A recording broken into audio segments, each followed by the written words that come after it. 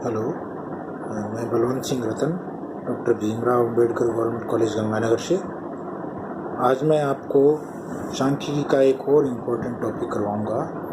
पिछली बार मैंने आपको व्यक्तिगत श्रेणी में बहुलक निकालने के बारे में बताया था और मैंने आपको यह बताया था कि बहुलक किसी श्रेणी का वह मूल्य होता है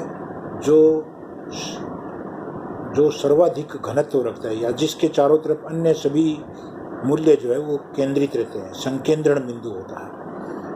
खंडित श्रेणी में हमारे पास मूल्य और उनकी आवृत्तियां दी हुई होती हैं। यदि हमें खंडित श्रेणी में बहुलक ज्ञात करना है तो खंडित श्रेणी में बहुलक ज्ञात करने के लिए हम सामान्यतः दो रीतियों का प्रयोग करते हैं। प्रथम रीति है जिसको हम निरीक्षण रीति कहते हैं। इस रीति को तब प्रयोग में लिया जाता है जब खंडित श्रेणी के मूल्यों की आवृत्तियों का वितरण नियमित हो, अर्थात प्रारंभ में आवृत्तियां बढ़ती हुई, मध्य में अधिकतम और अंत में गिरती हुई हो। तो ऐसी स्थिति में हम निरीक्षण द्वारा अधिकतम आवृत्ति वाले मूल्य को बहुलक घोषित कर सकते हैं। याद रखें, अधिकतम आवृत्ति वाला मूल्य जो है वो बहुलक होगा, आवृत्ति बहुलक नहीं होगी। उसके सामने जो लिखा हुआ x है वो हमारा उत्तर होगा। निरीक्षण रीति बहुत अधिक विश्वसनीय नहीं है क्योंकि कई बार ऐसा होता है कि अधिकतम आवृत्ति वाले मूल्य के स्थान पर उसके बराबर वाला, आगे वाला या पीछे वाला मूल्य जो है जिसकी आवृत्ति कम है लेकिन फिर भी वो बहुलक बन सकता है। तो निरीक्षण रीति हम तभी प्रयोग करते हैं जब हमें किसी तरह का कोई संदेह नहीं होता और हम केवल निरीक्षण द्वारा और यह देखते हुए कि चूँकि शुरू में आवृत्तियाँ बढ़ती हुई है और मध्य में अधिकतम है और उसके बाद में निरंतर गिरती हुई है तो हम अधिकतम आवृत्ति वाले मूल्य को बहुलक घोषित कर सकते हैं। दूसरी जो रीति है उसको हम समूहन रीति बोलते हैं।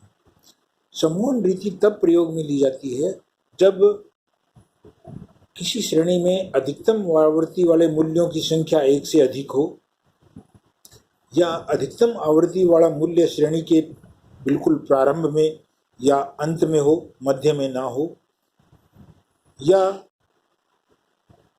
आवृत्तियों का वितरण नियमित ना हो, अर्थात आवृत्तियां कभी बढ़ रही हैं कभी घट रही हैं और उसका वितरण नियमित नहीं है, यानी प्रारंभ में बढ़ती हुई, मध्य में अधिकतम और अंत में गिरती हुई नहीं है।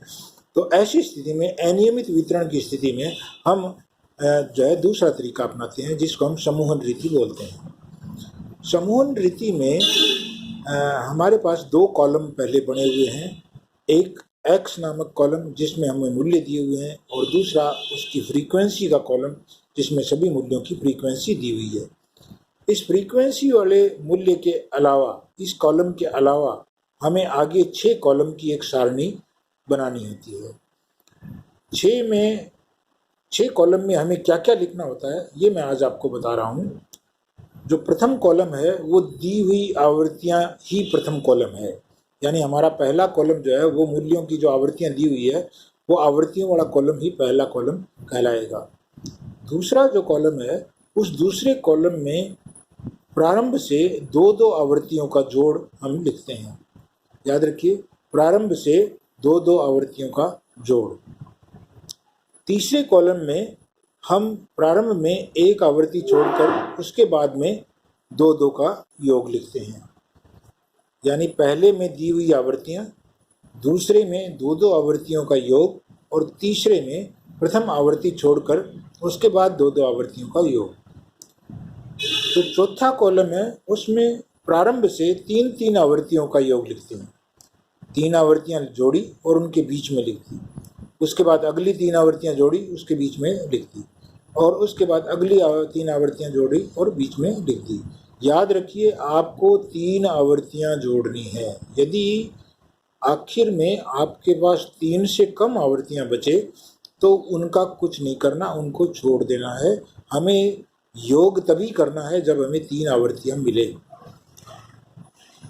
चौथे कॉलम के बाद पांचवें को प्रारंभिक पहली आवृत्ति छोड़कर उसके बाद 3 का योग लिखना है और आखिरी कॉलम में प्रारंभ में 2 आवृत्तियां छोड़कर 3 का योग लिखना है। मैं पुनः रिपीट करता हूँ, पहले कॉलम में दी हुई आवृत्तियां, दूसरे कॉलम में प्रथम आवृत्ति, दूसरे कॉलम में दो दो आवृत्तियों का योग, तीसरे कॉलम में प्रथम आवृत्ति छोड़कर दो दो का योग, चौथे कॉलम में तीन तीन आवृत्तियों का योग, पांचवें कॉलम में प्रथम आवृत्ति छोड़कर तीन तीन का योग और छठे कॉलम में प्रारंभिक दो आवृत्तियां छोड़कर तीन तीन का योग।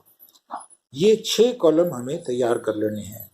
6 कॉलम के बाद हमें प्रत्येक कॉलम में जो भी अधिकतम आया हुआ है, जैसे प्रथम कॉलम है आवृत्तियों का, उसमें जो अधिकतम आवृत्ति है उसको अंडरलाइन करना है। जो दूसरा कॉलम है उसमें जिसमें आपने दो दो आवृत्तियों का योग लिखा है, उसमें जो भी अधिकतम योग है उसको अंडरलाइन करना है। इसी तरह से तीसरे कॉलम में, चौथे में, पांचवें में और छठे में, 6 कॉलम में अधिकतम को आपको अंडरलाइन करना है। आखिरी जो कॉलम है उस आखिरी कॉलम को हम विश्लेषण सारणी बोलते हैं और हम इस कॉलम में यह जानने की कोशिश करते हैं कि जो 6 कॉलम में अधिकतम जो अंडरलाइन हुआ है उसमें किस मूल्य की आवृत्ति सबसे ज्यादा बार जुड़ी है।